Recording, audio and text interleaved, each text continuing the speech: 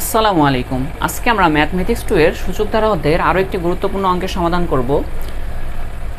এখানে দেওয়া আছে প্রমাণ করো যে 1/3 factorial plus 2/5 factorial plus 3/7 factorial plus dot dot infinity equal half E inverse 1। অর্থাৎ আমাদেরকে প্রমাণ করতে হবে এইটা সমান এটা। তো এখন আমরা এটাকে প্রমাণ করব। তাহলে দেখো তো উপরের 1 2 3 এগুলো হচ্ছে একটা স্বাভাবিক সংখ্যা না, এগুলো হচ্ছে 1 2 3 স্বাভাবিক সংখ্যা। এখানে 1 2 3 কত দূর পর্যন্ত যেতে পারে?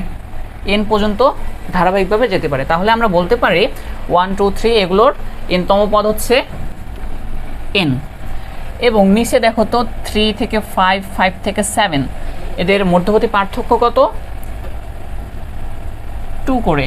তাহলে এখানে আমরা নিচে লিখতে পারি 2 এবং 3 5 7 এগুলো হচ্ছে স্বাভাবিক সংখ্যা, এজন্য স্বাভাবিক সংখ্যার nতম পদ হচ্ছে n।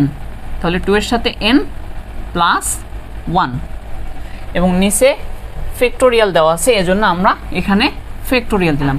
অর্থাৎ আমরা এই অঙ্কের সূত্রটাকে নিজেরাই বানাই নিলাম। তাহলে এখন আমরা এই সূত্রের মাধ্যমে এই অঙ্কের সমাধান করব।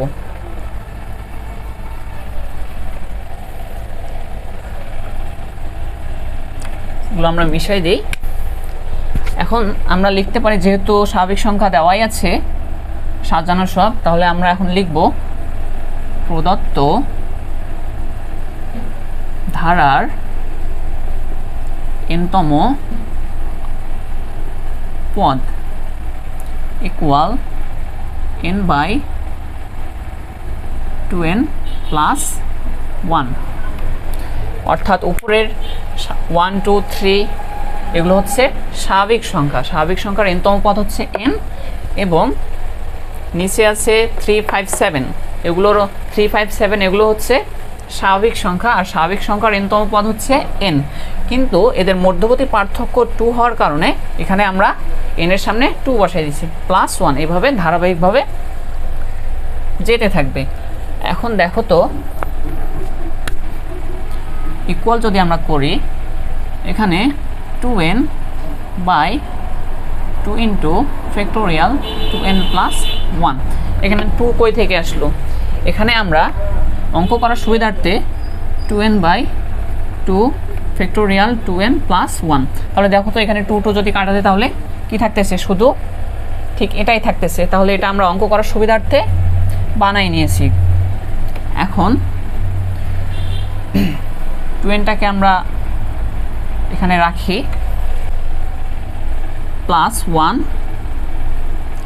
Minus 1/2 into factorial 2n plus 1। এখন দেখো তো, এখন প্রশ্ন আসতে পারে যে এখানে 2n ছিল আর এখানে 2n প্লাস 1 মাইনাস 1 কই থেকে আসলো? তাহলে দেখো এখানে আমি দেখাই দিই, 2n প্লাস 1 মাইনাস 1 এটা দেওয়া আছে, তাই তো? এখন দেখো তাহলে এখানে মাইনাস 1 প্লাস 1 কাটা যায়, তাহলে উপরে থাকতেছে কি 2n আর নিচে বাকি যা আছে তা বসাই দিব। তাহলে এখন আমরা এটাকে আলাদা করে নিব, 2n plus 1/2 into factorial 2n plus 1। এই মাঝখানের যে মাইনাস সাইনটা আছে, আমরা এই মাঝখানে মাইনাস সাইন দিলাম by 1/2 into 2n plus 1।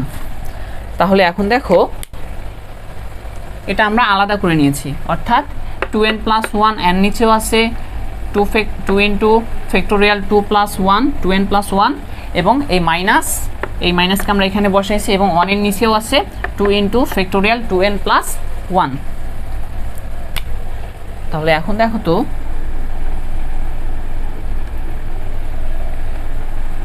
2n plus 1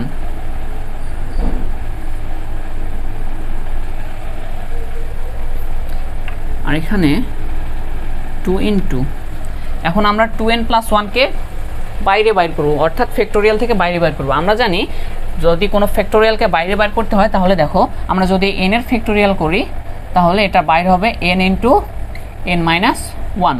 অর্থাৎ আমরা যাকে ফ্যাক্টোরিয়ালের বাইরে বের করে নিয়ে আসবো সে প্রথমে বসবে এবং তার সাথে ফ্যাক্টোরিয়ালের মধ্যে -1 হবে। এখন যদি আমরা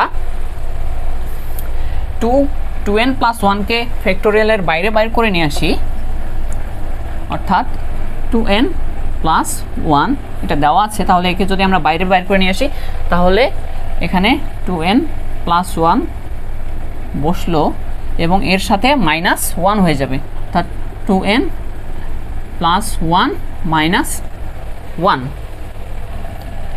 এটা হবে। তাহলে দেখো এখন আমরা এটা এখানে লিখব, তাহলে 2n + 1 লিখলাম, 2n + 1 এবং এর সাথে -1 হয়ে গেল। বাকি যা আছে তা এখানে বসাই দেব, 1/2 ইন্টু ফ্যাক্টোরিয়াল 2n + 1। এখন দেখো তো এখানেও 2n + 1 এবং উপরেও 2n + 1 আছে, তাহলে এরা উঠে যায়।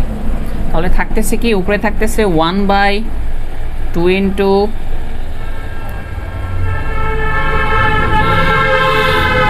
Factorial 2n। তাহলে এই যে এখানে মাইনাস এখানে প্লাস কাটা যায়, তাহলে থাকতেছে কি ফ্যাক্টোরিয়ালের মধ্যে 2n, আর এখানে থাকতেছে -1/2 ইন্টু ফ্যাক্টোরিয়াল 2n + 1। তাহলে দেখো এখানে 1/2 আছে, এখানে 1/2 আছে, তাহলে আমরা 1/2কে যদি কমন নেই, আচ্ছা এটা নিচে না লিখে আমরা উপরে লিখি, এই পাশে এই লাইন, এর পরের লাইন আমরা এখানে লিখতেছি, অর্থাৎ এখানেও হাফ আছে এখানেও হাফ আছে, তাহলে যদি আমরা হাফকে কমন নেই তাহলে এখানে থাকতেছে উপরে কিছু নাই মানে 1 আছে ধরে নিতে হবে, এবং নিচে থাকতেছে ফ্যাক্টোরিয়াল 2n এবং মাঝখানের মাইনাস এখানে বসাই দিলাম, এবং এখানে থাকতেছে উপরে কিছু নাই মানে ধরে নিতে হবে 1 আছে, এবং এখানে 2n + 1 ফ্যাক্টোরিয়াল 2n + 1। এখন দেখো তো আমাদের উপর থেকে n সরে গেছে, তাই না? উপরে কিন্তু আমাদের সংখ্যা চলে আসছে, অর্থাৎ n চলে গেছে। আর আমরা জানি এটার ক্যালকুলেশন আমরা ততক্ষণ পর্যন্তই করব যতক্ষণ পর্যন্ত এর উপর থেকে n সরে যায়নি। তাহলে এখন n সরে গেছে, আমরা এর ক্যালকুলেশন অফ করে দেব। এখন আমরা করব n এর মান 1 2 3 4 ইত্যাদি বসিয়ে মান নির্ণয় করব। তাহলে আমরা লিখি n = 1 2 3 4 ইত্যাদি বসিয়ে পাই। এর আগে আমি তোমাদেরকে n এর মান বাইর করা শিখাইছি, এখন আমরা শর্টকাটে n এর মানটা বাইর করব। কিভাবে? এখানে শুধু n এর যে মানটা এখানে বসাই দিয়ে আমরা ক্যালকুলেশন করব, অর্থাৎ n = 1 হলে, অর্থাৎ n এর মান যদি আমরা 1 বসাই, সরি মানটা আমরা এখানে বসাবো n এর মানটা, তাহলে এখানে থাকতেছে কি আমাদের এখানে হাফ থাকতেছে, এখানে শুধু যেখানে n আছে সেখানে আমরা n এর মানটা বসাই দিব। এখানে হাফ আছে এবং উপরে যদি 1 থাকে তাহলে আমরা 1 দিলাম বাই 2 × 1, অর্থাৎ 2 ইন্টু এখানে 2 × n আছে, n এর মান আমরা যদি 1 বসাই তাহলে হচ্ছে 2 × 1 অর্থাৎ 2। তাহলে আমরা ফ্যাক্টোরিয়াল 2 দিলাম, মাঝখানের মাইনাস বসাইলাম, এখন উপরে 1 আছে এবং এখানে 2 × n + 1, অর্থাৎ 2 × n এর মান হচ্ছে 1 + 1। এটা যদি আমরা দেই তাহলে হচ্ছে 2 + 1 = 3। তাহলে আমাদের এখানে হবে ফ্যাক্টোরিয়াল 3, এটা হচ্ছে আমাদের n1 এর মান।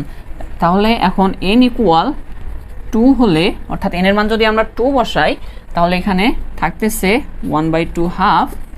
এখন দেখো এখানে যেখানে n আছে সেখানে আমরা 2 বসাই দিব, তাহলে 1/2 এর সাথে যদি 2 × n এর মান হচ্ছে 2 তাহলে হচ্ছে 4, 1/4 মাঝখানের যে মাইনাস আছে আমরা মাইনাস দিব, এরপর 2 × n এর মান হচ্ছে 2, 2n + 1, অর্থাৎ 2 × 2 + 1, তাহলে হচ্ছে আমাদের 5।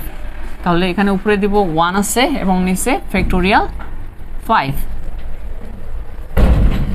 এখন আমরা n এর মান যদি 3 বসাই n ইকুয়াল 3 হলে 1/2 বাই, এখন দেখো n এর মান যদি আমরা এখানে 3 বসাই তাহলে কি হচ্ছে 2 ইন্টু n, এখানে আছে 2 ইন্টু n, তাহলে 2 ইন্টু 3 তাহলে হচ্ছে 6, তাহলে হচ্ছে 1/6 ফ্যাক্টোরিয়াল।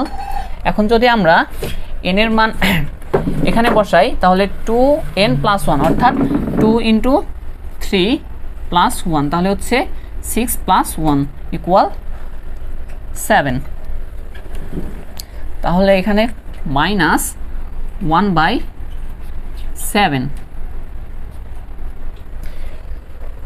এখন আমরা যদি n এর মান 4 বসাই n ইকুয়াল 2 হলে 4 হলে 1/2 বাই, উপরে 1 নিচে এখানে দেওয়া আছে n এর মান যদি এখন আমরা 4 বসাই তাহলে হচ্ছে 2 ইন্টু n দেওয়া আছে, তাহলে 2 ইন্টু 4 তাহলে হচ্ছে 4 দুগুণা 1/8 ফ্যাক্টোরিয়াল, মাঝখানের মাইনাস। এখন এখানে 2n প্লাস 1 অর্থাৎ আমরা n এর মান যদি 4 বসাই তাহলে হচ্ছে 2 ইন্টু 4 প্লাস 1 অর্থাৎ 4 দুগুণা 8 যোগ 1 ইকুয়াল টু 9, তাহলে এখানে হচ্ছে 1/9। তাহলে আমরা ব্র্যাকেটগুলো ক্লোজ করে দেই। এখন আমরা এর সমষ্টি করব, এটা তোমরা তুলে নিও, আমি এই পাশে মিশাই দিচ্ছি। তাহলে এখন দেখো এটার আমরা সমষ্টি করব, অর্থাৎ Sn ইকুয়াল Sn দ্বারা আমরা কি বুঝি সামেশন অফ n, অর্থাৎ এই n গুলোর সবগুলোর যোগ। এখন দেখো তো এখানেও হাফ, এখানেও হাফ, এখানেও হাফ, এখানেও হাফ আছে, এজন্য আমরা হাফটাকে কমন নিব। যদি হাফটাকে কমন নেই তাহলে এখানে কি থাকতেছে, বাকিগুলো এখন আমরা যোগ করে দিব। 1/2 ফ্যাক্টোরিয়াল, 1/2 ফ্যাক্টোরিয়াল প্লাস এখানে এখানে 1/2 ফ্যাক্টোরিয়াল, এখানে আছে তারপর মাইনাস, এই মাইনাস সাইনটা দিব, তারপর 1/3 ফ্যাক্টোরিয়াল। এখন আমরা দিব, এটা ব্র্যাকেট দেই, প্লাস, এখানে আমাদের প্লাস দেওয়ার প্রয়োজন নেই, 1/3 ফ্যাক্টোরিয়াল। এখন আমরা দিব এইখানে প্লাস 1/4 ফ্যাক্টোরিয়াল মাইনাস, এখানে আছে 1/5 ফ্যাক্টোরিয়াল, 1/5 ফ্যাক্টোরিয়াল। এখন আমরা দিব প্লাস 1/6 ফ্যাক্টোরিয়াল, 1/6 ফ্যাক্টোরিয়াল মাইনাস 1/7। এখানে প্লাস, এখানে লাইনটা আমরা এখানে লিখি, প্লাস 1/8 মাইনাস 1/9। তাহলে একটা বিষয় লক্ষ্য করে দেখো তো, এই ধারাটা, এটা আমরা কিসের ধারা পাচ্ছি, ই ইনভার্স 1। কিন্তু আরেকটা বিষয় এখানে আমাদের দেওয়া হয়নি, সেটা এজন্য আমরা এটাকে সাজাই নিব। এখানে আমাদের হাফ থাকতেছে এবং এখানে 1/2 মাইনাস 1/3, কিন্তু আমাদের এখানে 1 মাইনাস, এটা দেওয়া হয়নি।